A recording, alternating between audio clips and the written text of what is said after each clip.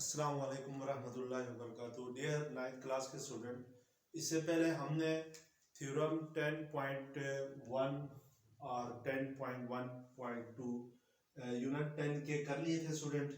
तो आज 9th class के स्टूडेंट हम यूनिट 10 का थर्ड थ्योरम करेंगे। स्टूडेंट यूनिट 10 के थर्ड थ्योरम जो है 10.1.3 की स्टेटमेंट जो है वो सबसे पहले चेक करते हैं क्या है। स्टेटमेंट है इन a correspondence of two triangle, यानी दो ट्राइंगल्स की करस्पोंडेंस में अगर दो ट्राइंगल को हम कंपेयर करें, if three sides of one triangle are congruent to the corresponding three sides of the other, then the triangles are congruent. Student मैंने पहले भी बताया था आप लोगों को, जब भी हम थ्योरम्स को प्रूव करते हैं थ्योरम का, तो सबसे पहले हम थ्योरम के अंदर दो चीजें देखते हैं कि थ्योरम, ये थ्योरम की स्टेटमेंट है, ठीक है ना। तो जब भी आपके पास क्वेश्चन पेपर आएगा तो सिर्फ ये स्टेटमेंट लिखी होगी थ्योरम की स्टेट, उसमें से आपने दो चीजें निकालनी है कि उस थ्योरम के स्टेटमेंट में गिवन क्या है और प्रूव क्या करना है आपने। तो यहाँ पे देखें, ये वाला जो पार्ट्स है ना, करस्पोंडेंस ऑफ टू ट्राइंगल, यहां से लेकर यहां तक ये पार्ट आपके पास गिवन है, ठीक है ना। जो मैंने इन्वर्टेड कॉमास में इनक्लोज किया है कि क्या है ये given, in a correspondence of two triangle, दो ट्राइंगल्स के कंपैरिजन में, if three sides of one triangle, अगर एक ट्राइंगल की तीन साइड्स आर कॉन्ग्रुएंट हो to the corresponding three sides of the other, दूसरी ट्राइंगल की करस्पोंडिंग साइड्स के, ठीक है ना, then the two triangles are congruent, फिर ये दोनों ट्राइंगल्स क्या होनी चाहिए, कॉन्ग्रुएंट होनी चाहिए। थ्योरम यहां से लेकर यहां तक ये जो स्टेटमेंट का ये हिस्सा है, इसको आपने प्रूफ करना है, ठीक है ना। इसका मतलब है कि उसने ये कहा हुआ है सिंपल वर्ड्स में कि अगर दो ट्राइंगल की करस्पोंडेंस में करस्पोंडिंग थ्री साइड्स जो है वो कॉन्ग्रुएंट हो, तो फिर दोनों ट्राइंगल्स को क्या होना चाहिए, कॉन्ग्रुएंट होना चाहिए। तो लेट्स स्टार्ट इट। थ्योरम की स्टेटमेंट में सबसे पहले हम क्या लेते हैं, दो ट्राइंगल, ये मैं स्टेटमेंट मिटा रहा हूं। लेट्स सपोज मैं दो ट्राइंगल लेता हूं, एक ट्राइंगल मेरे पास है ए बी सी, ठीक है ना, A B C. Let's suppose दूसरी जो ट्राइंगल है वो है D E F, D E F. Student मैंने ये दो ट्राइंगल्स ले ली, उसने स्टेटमेंट में क्या कहा था, in a correspondence of two triangles, if three sides of one triangle are congruent to the corresponding three sides of the other. ये आपके पास स्टेटमेंट के गिवन कैसा था। तो सबसे पहले मैं यहाँ पे जो गिवन है वो लिखता हूं। मैंने गिवन में क्या है, गिवन में हमें क्या है, दो ट्राइंगल्स दी गई है। लेट्स सपोज एक ट्राइंगल है, ट्राइंगल ए बी सी, दूसरी ट्राइंगल आपके सामने बनी हुई ये वाली ट्राइंगल डी ई एफ। इन दोनों ट्राइंगल्स में हम क्या ले लेते हैं, करस्पोंडेंस लेते हैं, ठीक है ना। तो ये सिंबल किस चीज का था, करस्पोंडेंस का था। तो in a triangle correspondence of two triangle, triangle ABC correspondence to triangle D E F. हमें इन दोनों ट्राइंगल्स में गिवन क्या है कि इस ट्राइंगल की जो तीनों साइड्स हैं वो इस ट्राइंगल की दूसरी जो सेकंड ट्राइंगल है उसकी करस्पोंडिंग साइड्स के कॉन्ग्रुएंट है। लेट्स सपोज अगर मैं इधर से ट्राइंगल ए बी सी में साइड ए बी लेता हूं, तो ये कॉन्ग्रुएंट होनी चाहिए किसके, तो इसकी जो करस्पोंडिंग साइड होगी वो क्या होगी, डी ई होगी। फर्स्ट ये स्टेटमेंट गिवन है, ठीक है ना। सेकंड ये गिवन है कि जो साइड बी सी है, ट्राइंगल एबीसी की जो साइड बी सी है, उसकी करस्पोंडिंग साइड दूसरी ट्राइंगल डीएफ में कौन सी है, ईएफ है साइड। तो इट मींस कि बीसी कॉन्ग्रुएंट होनी चाहिए किसकी, तो BC is congruent to EF के। और तीसरी बात ये है कि ये जो साइड सी ए है ये कॉन्ग्रुएंट होनी चाहिए किसके, एफ डी के, यानी क्योंकि ये दोनों आपस में करस्पोंडिंग साइड है, तो सी ए इज कॉन्ग्रुएंट टू क्या आ जाएगा, एफ डी। तो थ्योरम की स्टेटमेंट के अंदर स्टूडेंट ये गिवन था, ठीक है ना, कि तीनों करस्पोंडिंग साइड्स आपस में क्या है, कॉन्ग्रुएंट है। तो उसने फिर स्टेटमेंट में क्या कहा था कि then the two triangles are congruent, यानी फिर दोनों ट्राइंगल्स को कॉन्ग्रुएंट होना चाहिए, यानी टू बी प्रूव। हमें प्रूफ क्या करना है, हमें ये प्रूफ करना है कि ये दोनों triangle A B C should be congruent to triangle DEF। ठीक है ना, ट्राइंगल एबीसी क्या होनी चाहिए, ट्राइंगल DEF के कॉन्ग्रुएंट होनी चाहिए। तो स्टूडेंट इसके अलावा ये दो स्टेप्स हुए जो आपने स्टेटमेंट में से निकालना है। जो थर्ड स्टेप होता है वो कंस्ट्रक्शन का होता है। तो पहले भी बताया था कि कंस्ट्रक्शन जो होती है वो आपने खुद से करनी है। जैसे अगर कोई वकील जो है एडवोकेट अदालत में कोई केस लड़ने जाता है जज के सामने, तो अपने केस के हवाले से कुछ तैयारी करता है, कुछ शवाहिद इकट्ठे करता है, उसके बाद केस लड़ने जाता है। बिल्कुल सेम इसी तरीके से हमें इन दोनों ट्रायंगल्स को कॉन्ग्रुएंट प्रूफ करने के लिए पहले अपनी तरफ से कुछ कंस्ट्रक्शन करनी होगी। ठीक है ना, हम स्टूडेंट कह देते हैं कंस्ट्रक्शन में, suppose in triangle DEF, triangle DEF में जो साइड EF है, the side EF, the side EF, ये वाली साइड EF, ये वाली साइड EF जो है वो is not smaller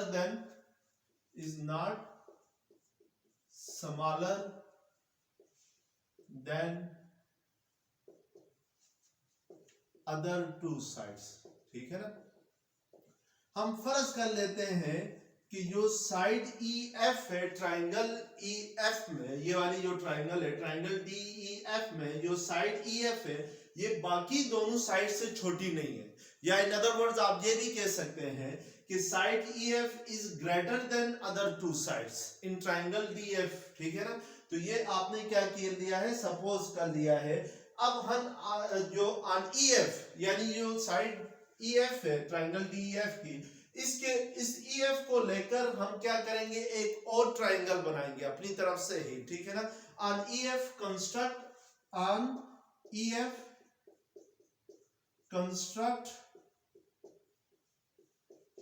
a triangle, construct, ये सिंबल ट्राइंगल का होता है, अ ट्राइंगल EMF।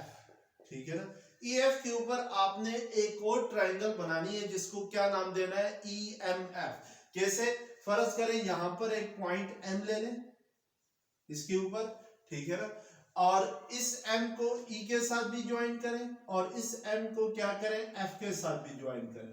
तो ये हमारे पास एक नई ट्राइंगल बनेगी, कौन सी, EMF। ये ट्राइंगल आपने आंखें बंद करके नहीं लेनी है, बल्कि इस तरह लेनी है कि ये जो ट्राइंगल EMF में ये वाला जो एंगल है, कौन सा एंगल, कि एंगल MEF या FEM, ये एंगल किसके इक्वल होना चाहिए, इस एंगल B के इक्वल होना चाहिए। तो आगे हम कह देते हैं कि सच दैट जो ट्राइंगल EMF हमने बनाई है वो इस तरह बनाई है कि जो एंगल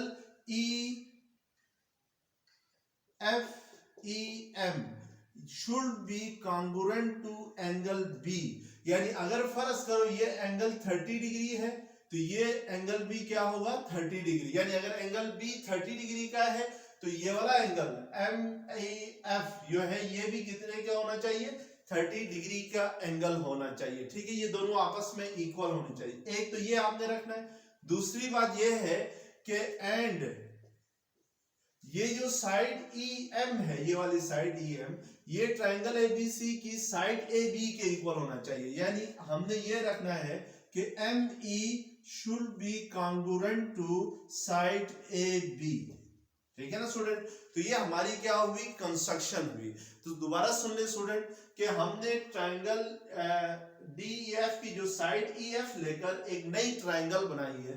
कैसे बनाई है कि एक पॉइंट M लिया है, इस M पॉइंट को E के साथ भी ज्वाइन किया है और F के साथ भी ज्वाइन किया। अब हमारे पास ये जो नई ट्राइंगल बनी है MEF, ये हमने इस तरह बनाई है कि ये एंगल किसके इक्वल होना चाहिए, किसके कॉन्ग्रुएंट होना चाहिए, एंगल B के कॉन्ग्रुएंट होना चाहिए। और दूसरा क्या होना चाहिए कि जो साइड EM है ये कॉन्ग्रुएंट होनी चाहिए किसके, साइड AB के कॉन्ग्रुएंट होनी चाहिए। ठीक है ना स्टूडेंट, तो हमने इस तरीके से ट्राइंगल EMF बनाई है। अब हम आगे क्या करेंगे, ज्वाइन करेंगे, ज्वाइन, नेक्स्ट इसका स्टेप है join D and M। D और M को हम आपस में क्या करेंगे, ज्वाइन करेंगे। डीएम एम को अगर हम ज्वाइन करते हैं एक लाइन के जरिए आपस में, तो हमारे पास देखें पहले ये एक एंगल था डी सारा, तो ये दो एंगल्स बन जाते हैं, एक ये एंगल और एक ये एंगल बन जाता है। यानी डी को एम से ज्वाइन करने से किसी इस लाइन के जरिए डीएम के जरिए जब हम डी और एम को ज्वाइन करें तो हमारे पास जो एंगल डी था वो दो हिस्सों में बढ़ जाता है, यानी दो एंगल्स बन जाते हैं। फर्ज करें यहां से लेकर यहां तक ये एंगल, इसको 1 का नाम दे दें और इस एंगल को आप क्या नाम दे दें, 2 का नाम दे दें। इसी तरीके से ये वाला जो एंगल एम था वो भी दो एंगल्स में डिवाइड हो जाता है, यहां से लेकर यहां तक ये जो एंगल है इसको आप 3 का नाम दे दें। इसी तरीके से ये वाला जो एंगल है यहां से यहां तक ये एंगल, इसको आपने 4 का नाम दे दें, ठीक है ना। तो स्टूडेंट आपको नजर आ गया है कि जैसे ही हम डी और एम को आपस में ज्वाइन करते हैं बाय अ लाइन, तो हमारे पास 4 एंगल बन जाते हैं। उन चारों एंगल्स को हमने, इस एंगल को क्या नाम दिया 1, इस एंगल को क्या नाम दिया 2, इस एंगल को क्या नाम दिया 3, इस एंगल को क्या नाम दिया 4। ज्वाइन डी एंड एम, ठीक है ना। जैसे ही डी और एम को ज्वाइन करते हैं हम लोग तो then we get 4 angles, then we get 4 angles. वो हमारे पास उनको नेम्ड एज, उनको नाम क्या हमने दिया है, उनको नाम दिया है angle 1, angle 1, angle 2, angle 3 and angle 4। यानी ये 4 एंगल हो गए, angle 1, angle 2, angle 3 and angle 4, ठीक है ना स्टूडेंट। तो यहां तक जो थी हमारी कंस्ट्रक्शन थी, ठीक है स्टूडेंट। तो अब हम स्टूडेंट प्रूफ करेंगे। तो प्रूफ करने के लिए आपको पता है कि जब भी हम लोग प्रूफ करते हैं तो हमारे पास स्टेटमेंट होती है और क्या होती है, साथ रीजन भी होती है, ठीक है ना। तो जो भी स्टेटमेंट हम देंगे उसको उसके साथ उसके सामने उसकी रीजन भी लिखेंगे। अब स्टूडेंट जरा प्रूफ की तरफ आते हैं। तो प्रूफ की तरफ आ जाइए, मैं कंस्ट्रक्शन मिटा रहा हूं, कंस्ट्रक्शन को जहन में रखिएगा। प्रूफ में हम 2 लाइनें ड्रा करते हैं, एक साइड पे क्या लिखते हैं स्टेटमेंट, और दूसरी साइड पे क्या करते हैं, दूसरे कॉलम में हम रीजन लिखते हैं।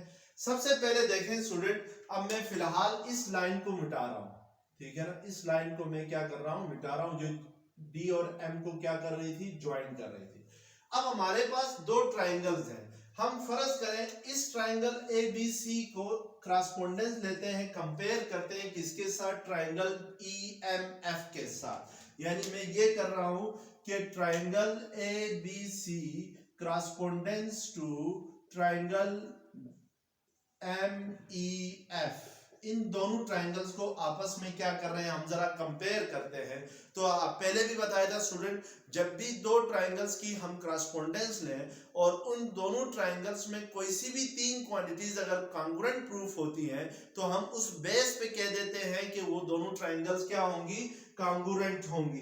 तो सबसे पहली बात देखें, ट्राइंगल एबीसी को जब क्रॉसपोंडेंस कराते हैं ट्राइंगल एमईएफ में, मैं साइड बी सी लेता हूं, ट्राइंगल ए बी सी की साइड बी सी, इसकी corresponding sides triangle M E F में कौन सी है, साइड ई एफ है।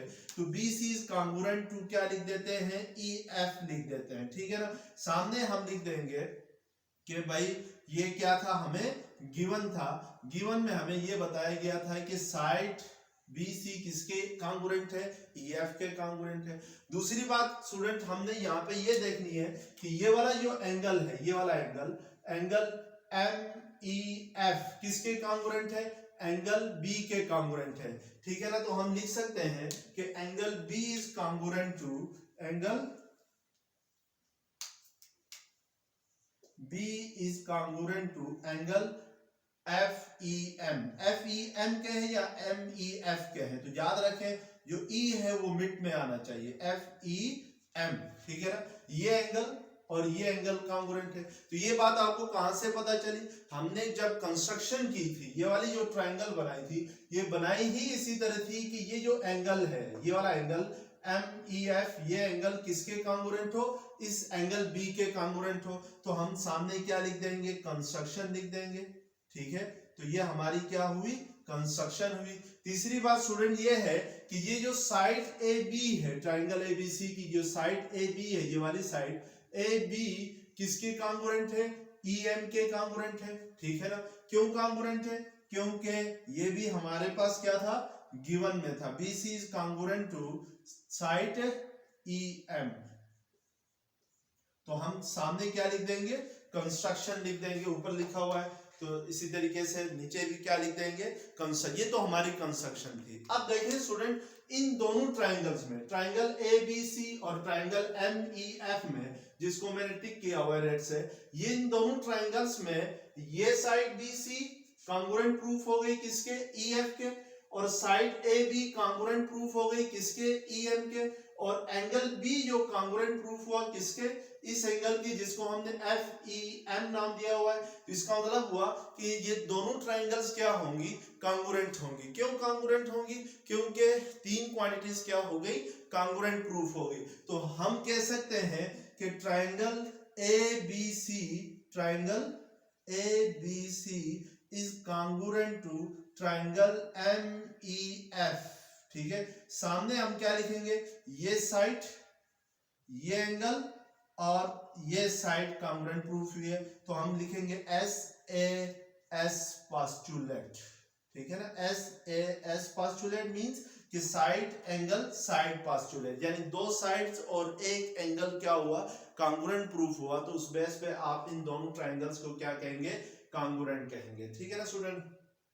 अब स्टूडेंट, हमने ये देखना है कि अगर दो ट्राइंगल्स कांग्रुएंट हो तो हमें ये पता है कि उन दोनों ट्राइंगल्स के करस्पॉन्डिंग एंगल्स हों या करस्पॉन्डिंग साइड्स हों, सब के सब क्या होती हैं? कांग्रुएंट प्रूफ होती हैं। तो अब हम कह सकते हैं कि भाई ये दोनों ट्राइंगल्स क्योंकि कांग्रुएंट हैं, इस बेस पे ये दोनों ट्राइंगल्स कांग्रुएंट हैं, तो मैं कह सकता हूं कि CA is congruent to MF या FM, ठीक है ना। यानी ये वाली CA साइड, इसकी करस्पॉन्डिंग साइड कौन सी बनती है? ट्राइंगल MEF में साइड MF बनती है। इट मींस कि ये साइड और ये साइड क्या होनी चाहिए? कांग्रुएंट होनी चाहिए। सामने हम क्या लिखेंगे इसके रीजन में? करस्पॉन्डिंग साइड्स ऑफ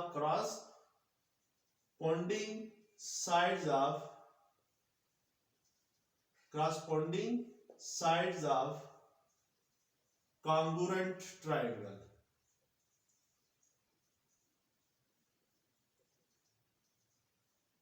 इसके रीजन में हम लिखेंगे कि corresponding sides of congruent triangle.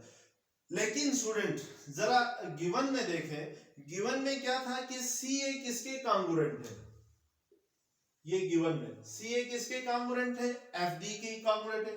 हम लिख सकते हैं but CA is congruent to FD। CA किसके कांग्रुएंट है? FD के कांग्रुएंट है। अब देखिए जरा इन दोनों को, CA किसके कांग्रुएंट है? FM के भी कांग्रुएंट है।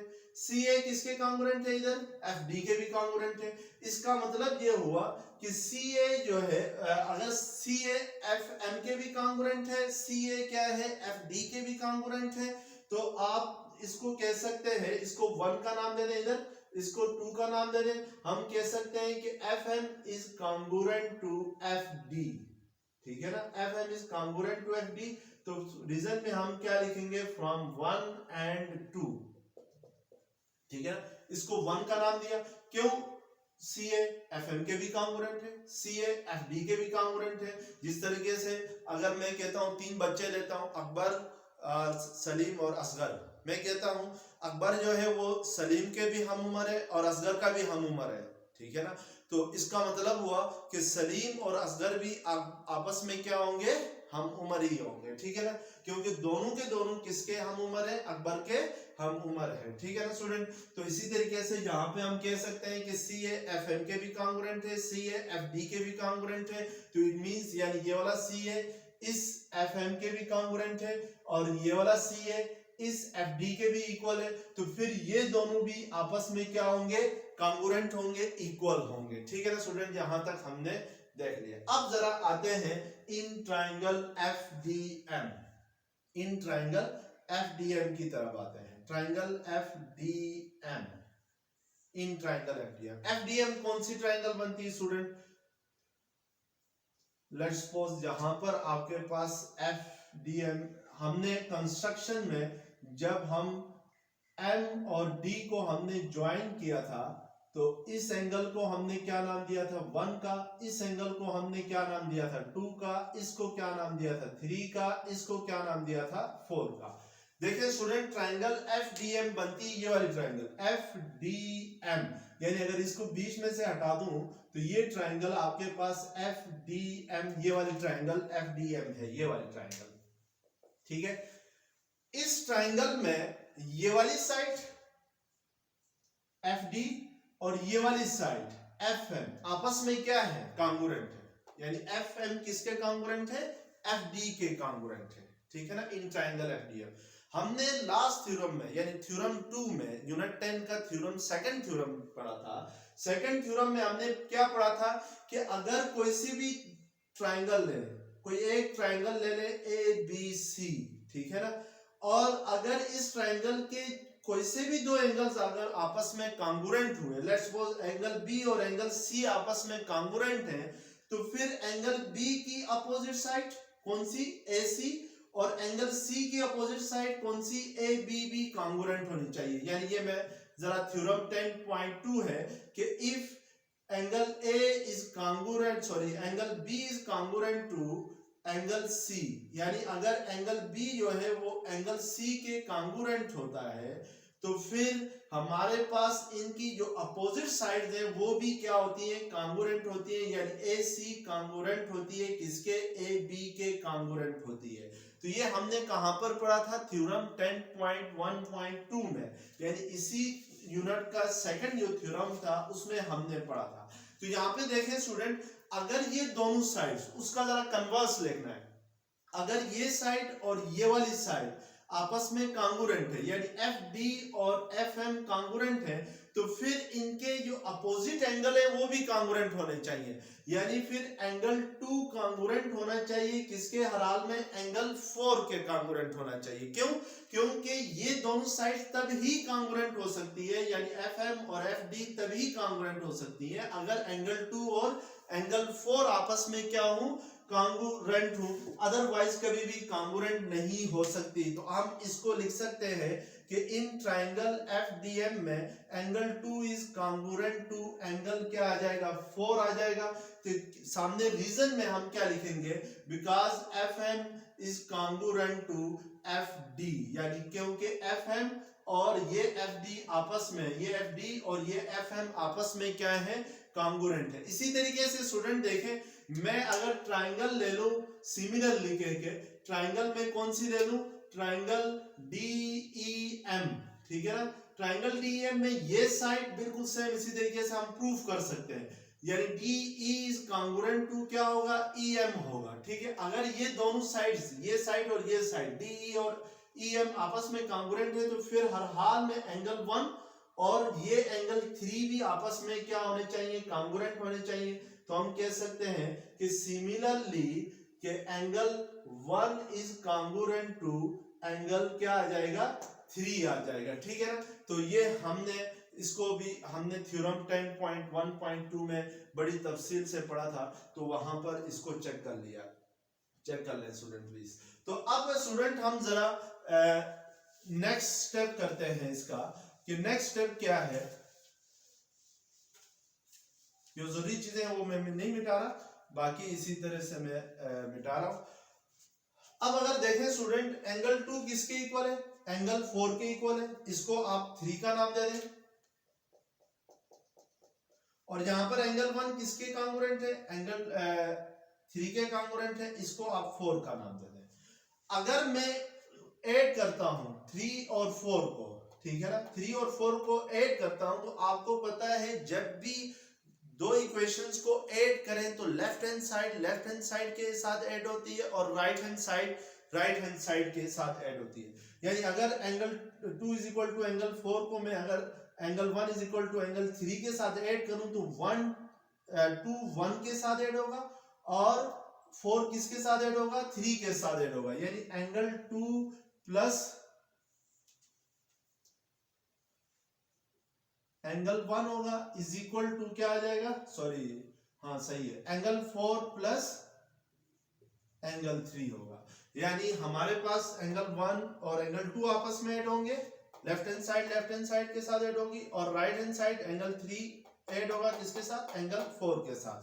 अब स्टूडेंट यहाँ पे देखें एंगल 1 प्लस एंगल 2 कौन सा आता है, यहां से लेकर यहां तक आपके पास एंगल 1 था, ये क्या था, एंगल 1 था, और ये क्या है आपके पास, एंगल 2 है। एंगल 1 प्लस एंगल 2 करूं तो ये सारा एंगल आ जाएगा, ठीक है ना। तो इसका मतलब है कि ये कौन सा एंगल है आपके पास, ये वाला एंगल, सारा एंगल EDF के इक्वल है। तो हम इसको लिख सकते हैं, एंगल 1 प्लस एंगल 2 को लिख सकते हैं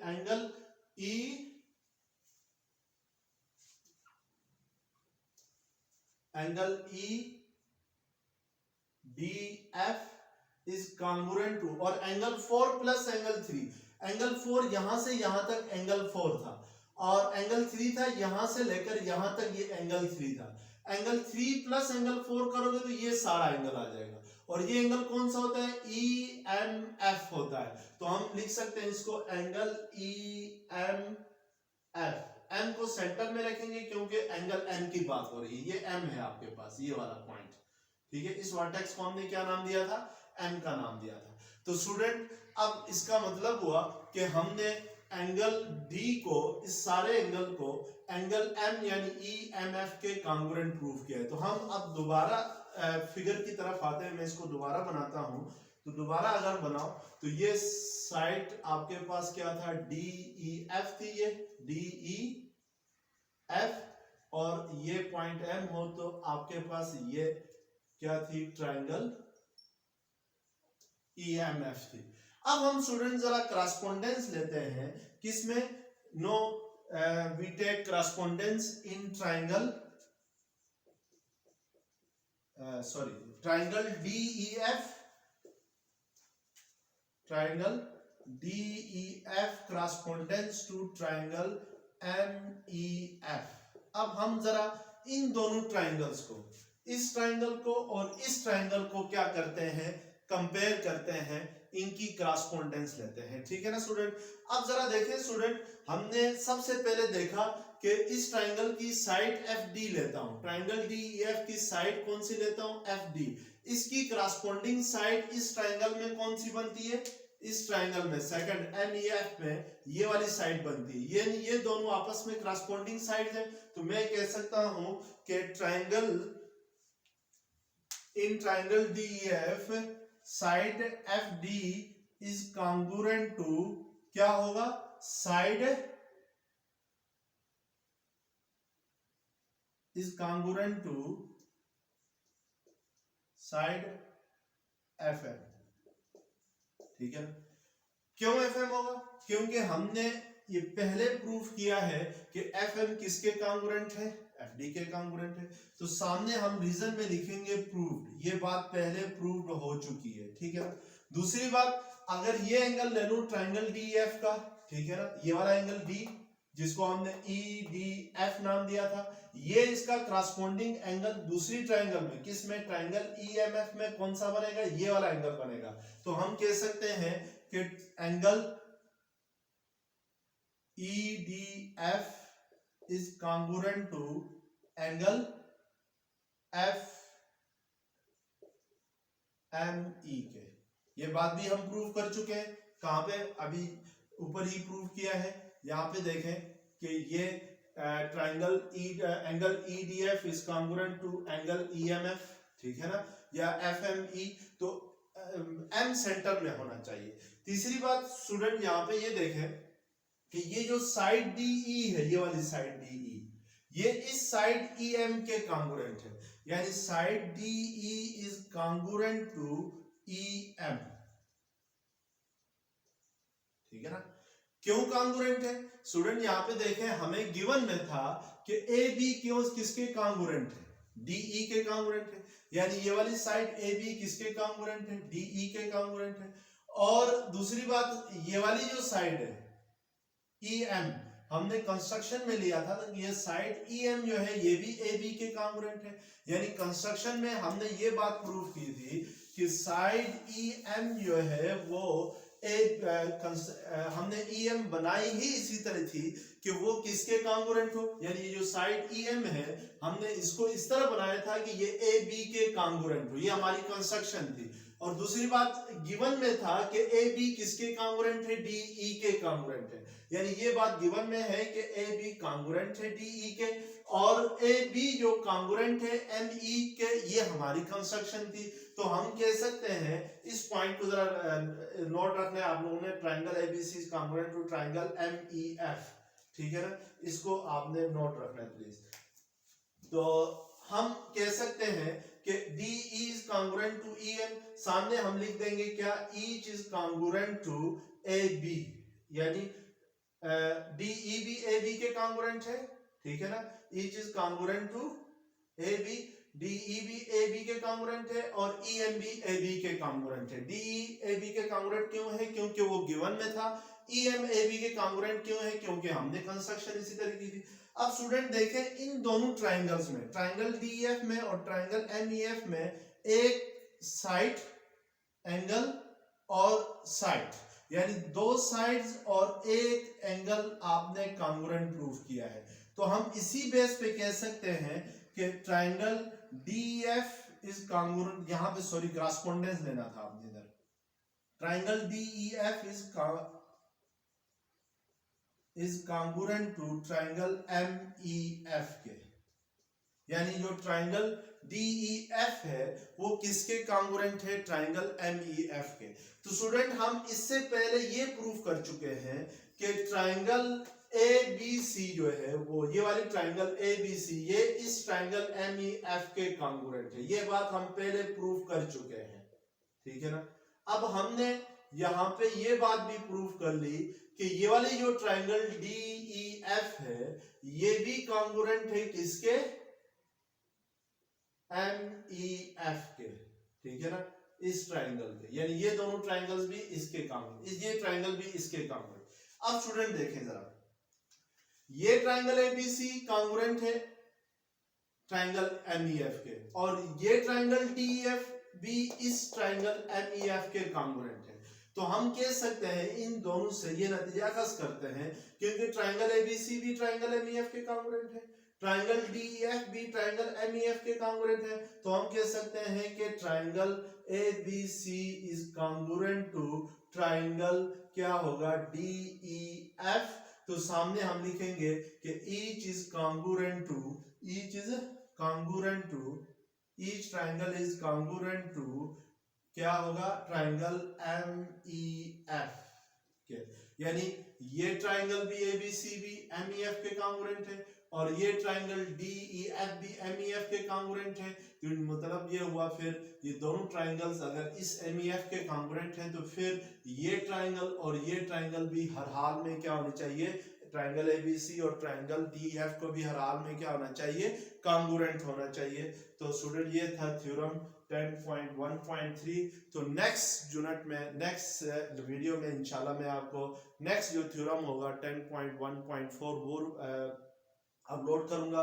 तो फिर इंशाल्लाह वो देख लीजिएगा। अगर ये वीडियो पसंद आ गई है तो इसको सब्सक्राइब कीजिएगा। Thank you very much.